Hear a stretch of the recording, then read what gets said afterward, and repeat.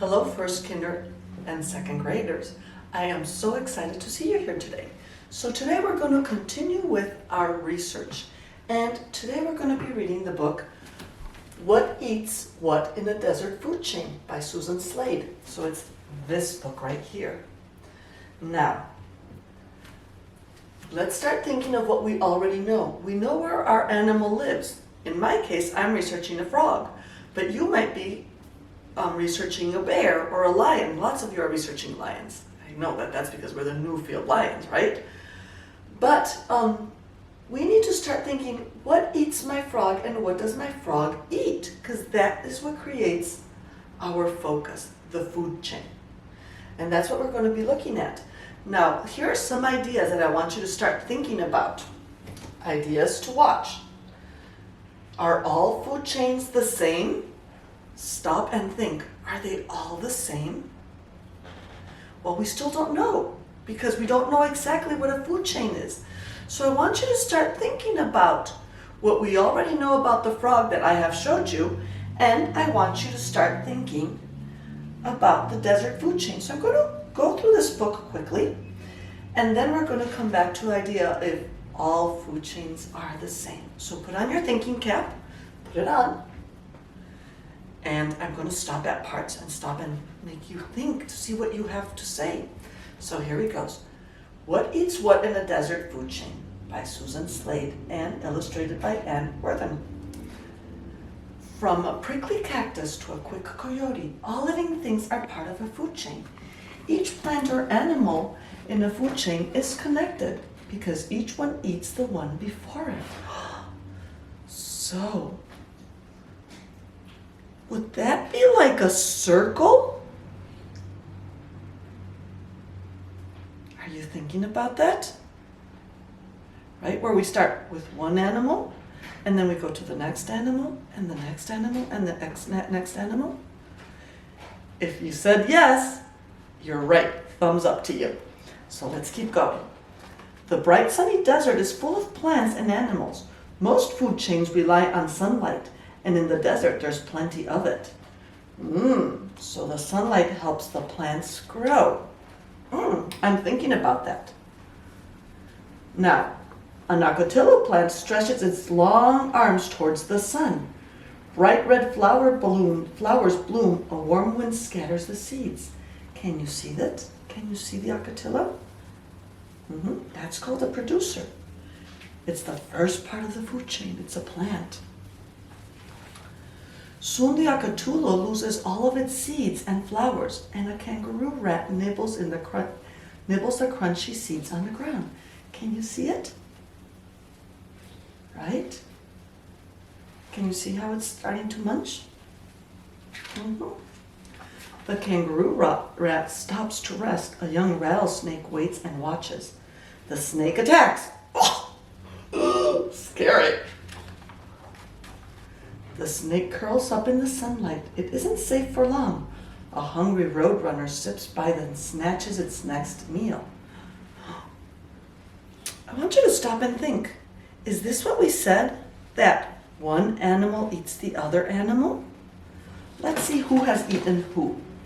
We start with all the animals in the desert. And then we see that the sun is getting light. So that's the first part of the food chain. To the plants, and the plants start growing, and they get little seeds. And comes a little mouse and eats the seed. And then comes the snake that eats it. Ooh, not want to be that mouse. Then comes the roadrunner and eats the snake. Who do you think will eat the roadrunner? Is it going to be a smaller animal or a bigger animal? Turn around and ask your mom or dad. Actually, don't ask them. You tell them. What do you think it is? A bigger animal or a smaller animal? You're right. It's going to be a bigger animal. Darkness settles upon the desert, but all is not still. The coyote's glowing eyes spot prey and pounces on the roadrunner. Now, the coyote is a strong hunter, but even it can become another animal's meal. One wrong step can bring a deadly snake bite. A crested, can you see how now it's dead? Because of the snake. A crested caracara quickly finds the dead coyote. Can you see it? What do you think the caracara is going to do? It hasn't killed it. But what is it going to do? Can you tell somebody? Tell your teddy bear. You're right, it's going to eat it. Now, not much is left of the coyote. The decomposers do their part. The decomposers are beetles and bacteria and fungi and break down the rest. Can you see what's happening there? Now the soil is rich for a new plant to grow and the desert food chain will continue on. So, this is what we know about the desert. Now, I want you to stop and think about the desert food chain. Now, I want you to stop and think about this big idea. We know that there's different habitats. There's forests, grasslands, deserts, mountains, tundra, and the aquatic, which are like the oceans. Are all the food chains the same? What do you think? I have a feeling you're saying no. That's what you would tell me. No, they're not, Miss Arias. So we have to stop and think, how are they different? How are they different? So let's think. I'm going to think about my frog. My frog, I know from over here in the book. I know that the frog first was an egg, but then we said it started eating algae. Remember when it said it ate algae? Do you remember when it said it ate algae? You remember that? So the first thing is the algae. So I'm going to write algae here. And those are like, I'm going to draw a little leaf with like little dots to show that the algae, right, in the water, because that's the algae, right? And here's my tadpole. And here's my tadpole, right? Now,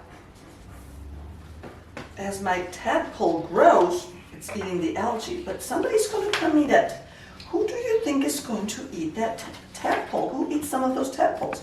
Let's go back and look at our book. The fish. So now the tadpole, some of the tadpoles, right, will be eaten by a fish. And let me think of how I'm going to make this fish. There we go. So the fish now, we know eats some of the tadpoles. But some of those tadpoles are going to come out, right? Some of those tadpoles are going to become frogs. And as they become frogs, they will start eating. So some of those tadpoles, those fish, will come out, and who will eat the fish? I want you to think about that. Who eats fish? Who eats fish in the wild? Some of you might be saying a bird. You're right. So a fish might be eaten by a bird. So if my fish is there, how would I draw a bird? Well, I'm going to draw a beak like this, and I'm going to draw a body like that, and here is my bird, right? Bird. Right? Who is going to eat my bird? Can you think of who might eat my bird?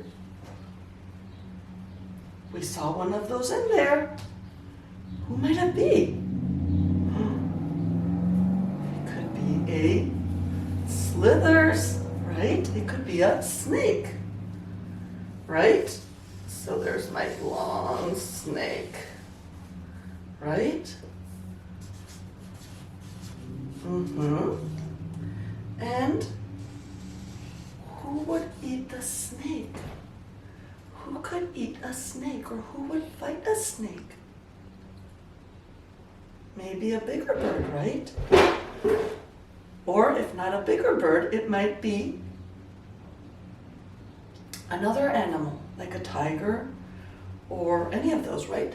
So the question is, who will eat that? And then that big animal decomposes and it becomes part of the plants that go into the water or into the oceans or the earth. And it all goes back once again. So having said this, now let's think, how are they different? Well, it depends on where they're at, right? The animals in the rainforest, there's lots of water, there's lots of plants. So they're different than the animals in the desert, right? So it depends on the type of animal that lives there. Is that what you were thinking of? Mm-hmm. So with this, what I want you to do is I want you to draw a picture of your own food chain. And I want you to take a picture of it and send it to me. You will also see that in Google Classroom, I'm going to have a fun activity where you can take some pictures and post them onto a slide so that I can see what you did. I look forward to seeing that. See you next week.